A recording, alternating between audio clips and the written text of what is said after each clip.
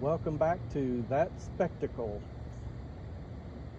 In this video, I'm going to introduce my new vehicle. In the last two videos, there's part one and part two, where I shared my journey of my impulse purchase, I'll call it. It was a little impulsive, it was a little spontaneous, where I went to Florida to purchase the car and then drive it back. And in this video, I'm going to do a full introduction and get into some of the features and the mileage and driving characteristics and such. So thanks for tuning in, and let's get to it. So here she is. This is Joule. Joule is a 2015 Tesla Model S. I like to call it the nose cone version. That's what it's commonly referred to.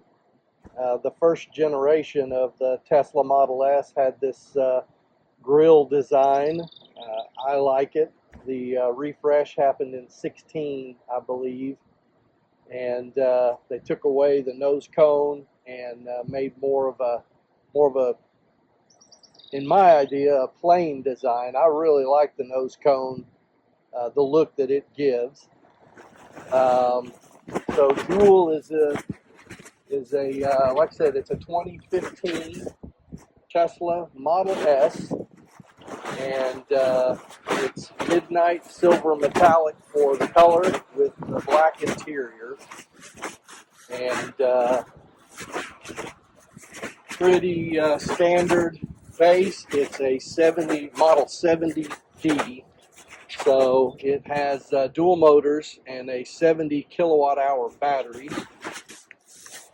And like I say, the base model.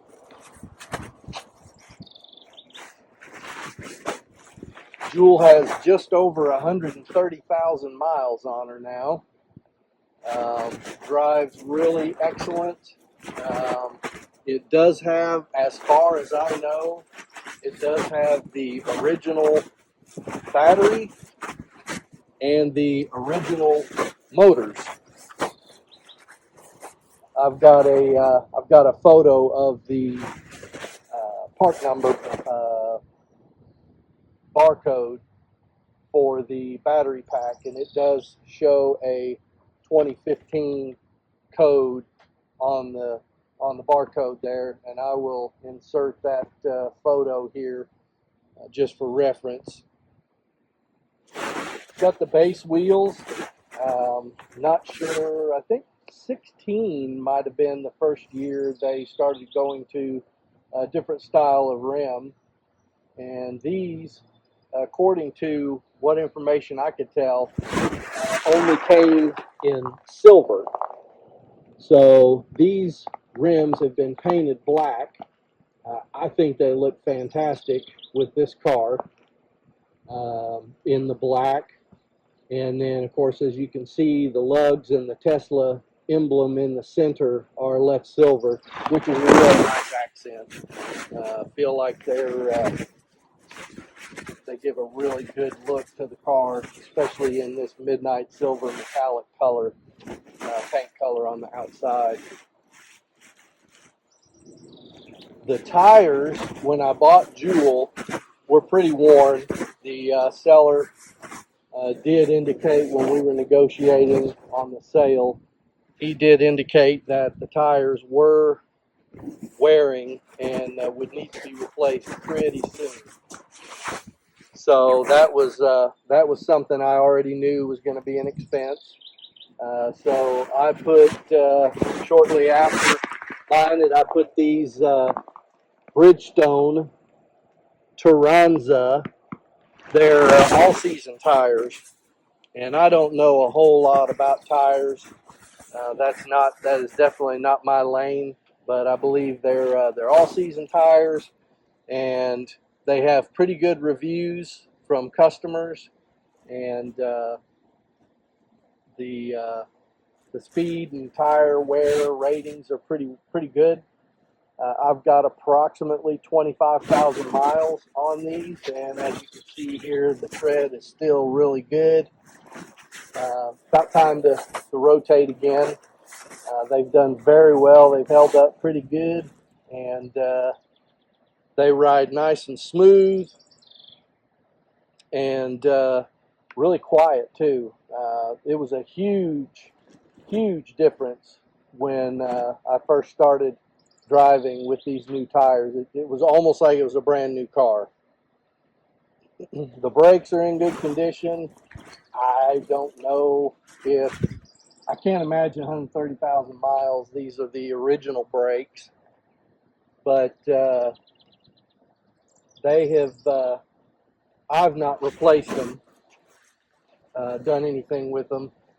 They occasionally will have a little bit of rubbing noise, but not much, and I use the regenerative most of the time, so rarely ever actually use the actual friction brakes except when I'm stopping. So, like I say, the Midnight Silver metallic paint color, and if you look on the front, you can definitely see there are a number of rock chips, little pecks here and there on the hood, and in the front of the car. But a 9-year-old car with 130,000 miles, still the paint looks really good. It just looks fantastic in my opinion. I have so many comments on this car that people don't have any idea that this car is 9 years old and 130,000 miles on it. It's just fantastic. The rest of the paint, like I say, is in really good condition. It glistens pretty well. I do not put a lot of effort into washing and waxing and getting everything situated as far as detailing goes.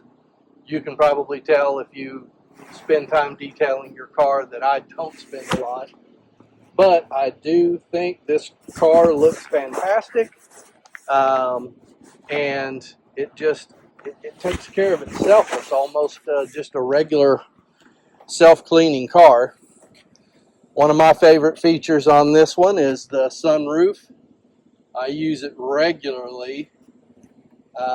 Still functions great, has no issues opening, closing, and fortunately there's no leakage. So that's a beautiful thing. Also, one thing else to note is that on the 15 models, and again, I'm not sure if it was 16 or 17 when they put the side repeater cameras. I think they're repeater cameras. Anyway, the side cameras here, right now it's just a turn signal. It was 16 or 17. You can let me know in the comments which year it was when the side turn signals here were switched out for cameras. So, all right, let's take a look on the interior now. And let's get in here and see what the inside looks like.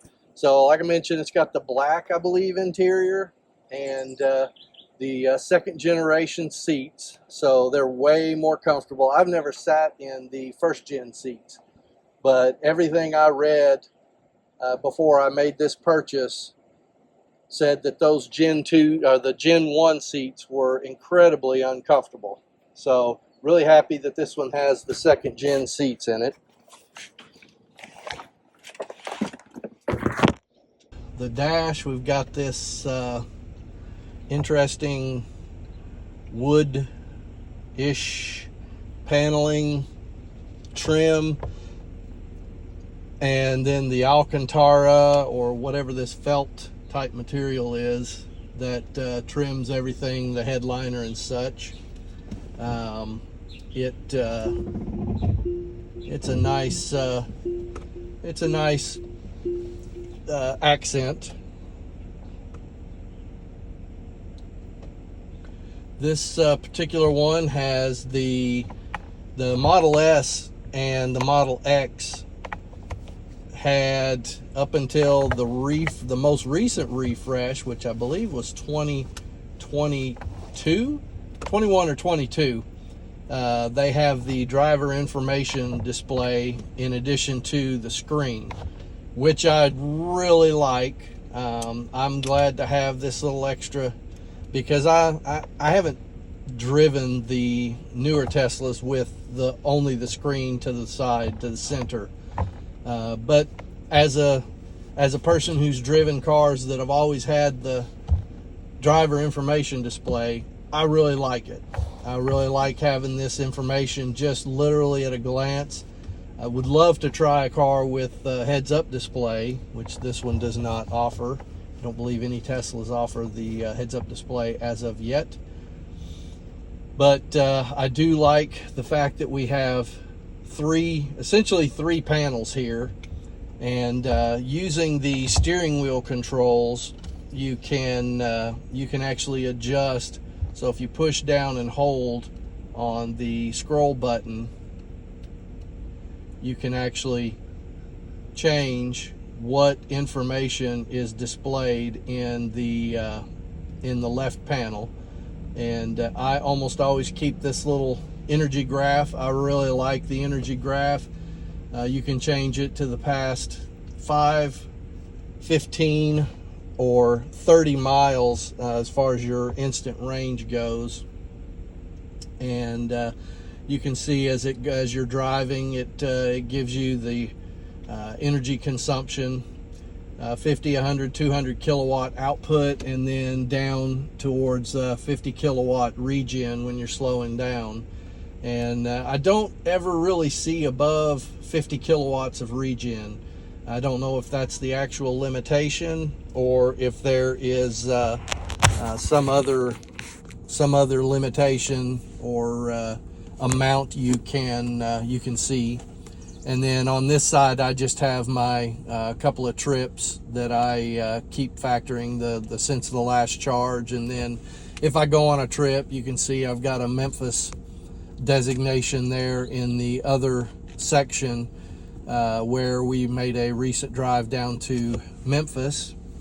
This has been since that time, so quite a bit of driving actually since that trip was done. And so those stats are not just the trip, but the total. And then of course the total mileage, 130,235 miles. So now we have the main screen, and I really like the main screen having a portrait mode. When I'm traveling, I really like to have the majority of the screen have my nav. Right now it's just it's zoomed in fairly close, but on a longer trip I'll have the nav in here, and so I can see where I'm going, what traffic is doing, what my next move needs to be as far as if there's any turns or anything.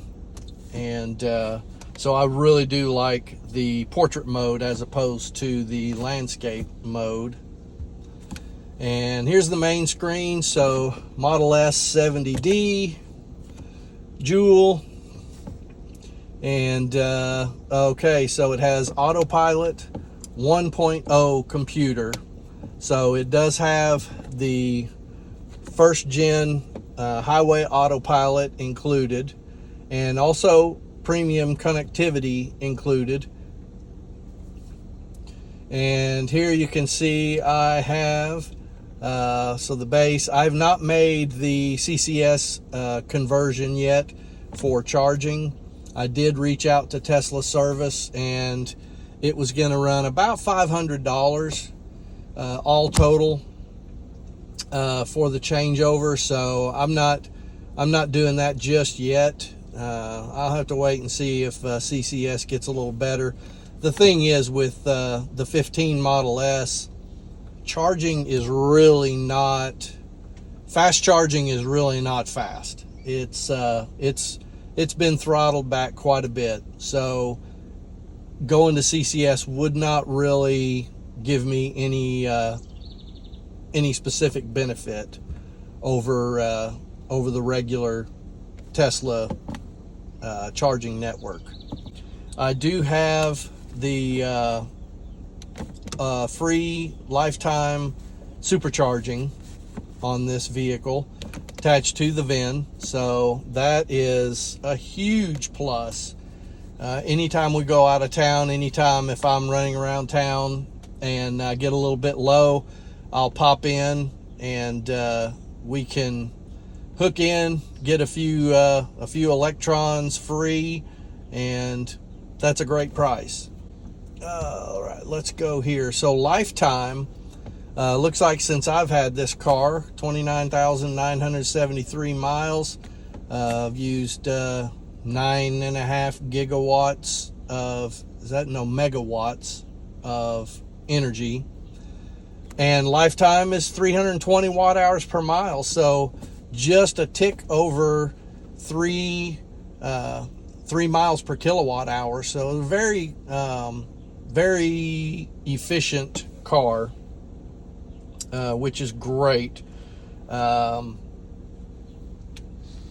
Really love to have a car that is efficient. Back here we've got an update available. I'll have to get that when we get back home. I do have the free unlimited lifetime supercharging with this car as well. Goes with the car as long as it does not go back to Tesla. So if I sell it to an individual, I can just transfer the sale of the vehicle like the seller did to me, and everything will switch right over.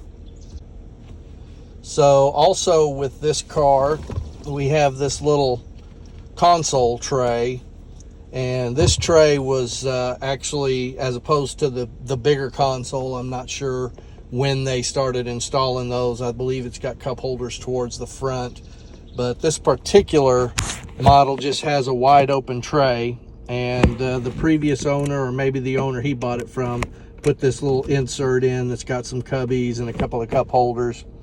And then it also, right up under here, has a little storage drawer, which I have taken off because underneath I do like to have this access right here. I can connect to this cable with my OBD-Link adapter and connect through the Scan My Tesla app and look at real-time stats, charging, battery temps, etc. And I'll get into that a little bit on another video where I'm going to do a 10 to 80% charge, and we're just going to see how long it takes to charge Joule from 10 to 80%. This car does not charge super fast. It is throttled back quite a bit, and so it's not a rapid charger when you go to a fast charger, but it does a pretty good job. So also we do have these little armrests here. Slide those back and you've got some cup holders there as well. I normally keep those closed and use the cup holders here. It just feels a little more convenient to have that, although water bottle does not fit in the cup holder, but that's okay. All right, let's move to the back seat now and take a look over here.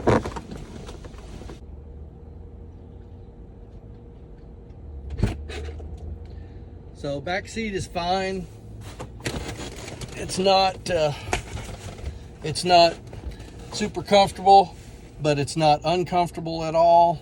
I am 5'9"-ish, so even with the seat back all the way, I can sit comfortably back here. We do have vents back here for the AC. Maya, the German Shepherd, she would prefer to ride with her head out the window, but on the longer trips, at least we do get some air back here. Normally what I'll do is I'll run I'll run a couple of the vents up front. I'll just close those off and force more air back to the rear vent, so she gets a little more air circulation. One thing is, back seat, there's no cup holders, so I'm not sure what you're supposed to do. Maybe just balance your cup here. If the front seat passenger is not using their cup holder up there, I guess you could just balance your drink here and hope that the driver doesn't make any sudden moves. But yeah, no cup holders in the back.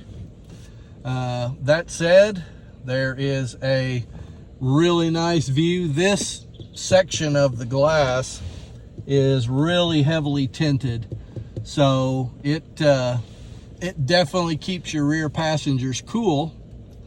But you do have some view out right now. The sun is really baking down on us, and it's really just showing the reflection of the interior right now. But you can definitely see out, and of course the sunroof is almost always open for me.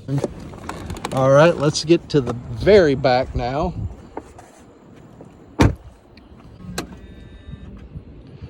So the Model S is a hatchback, which is really nice. Gives a huge loading and unloading area. And then if you come around here and pop that seat down, you can put both seats down, and it gives a massive amount of space back here. Just tons of storage if you need extra space there for cargo.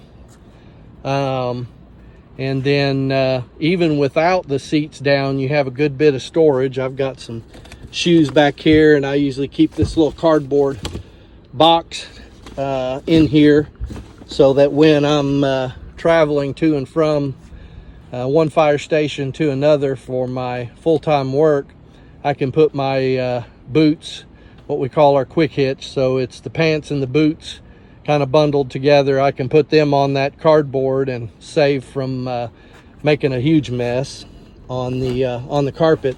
This underfloor storage is really massive in this car. It reaches from one side all the way through to the other. Just a tremendous amount of space. I'm losing my little wheel cleaner brush here. Just a massive amount of space under that floor.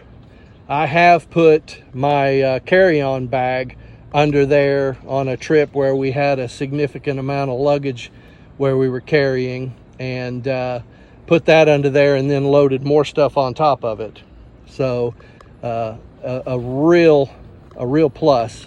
And then of course, if you run out of storage space on the inside of the car, there's the Frunk. And with this one being the dual motor, you've got the motor over the front of the car. This one does not have the extra space back in it that the rear motor only cars had. Another little storage space under there, but this is still a huge amount of space. And I always keep my cooler bags for the grocery store and Costco runs up here, so that we can always have lots of storage space and something to keep the cargo cool, the groceries and such, when we bring stuff home. Joule's looking pretty sweet from the rear as well. So let's get in and take a little bit of a drive, and we'll talk about some of the driving characteristics.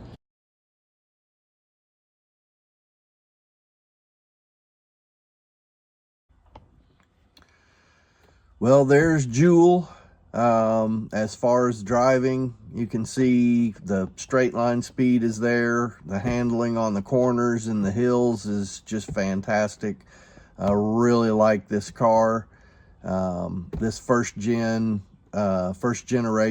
of Model S from Tesla with the nose cone. It did have the smaller battery pack, so range was a little less and it wasn't as efficient as some of the new ones, but this is definitely ahead of its time and definitely set the standard for electric cars coming on into the future and where we are now in the present.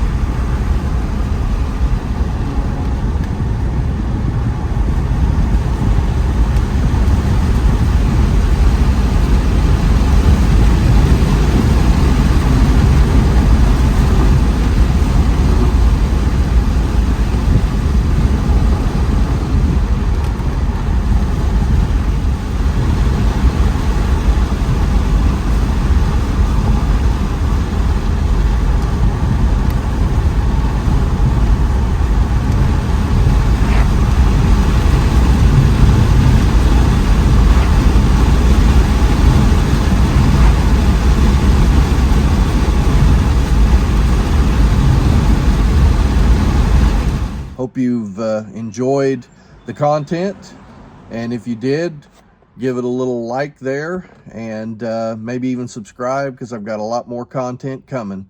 Thanks for watching that spectacle. See you on the next one.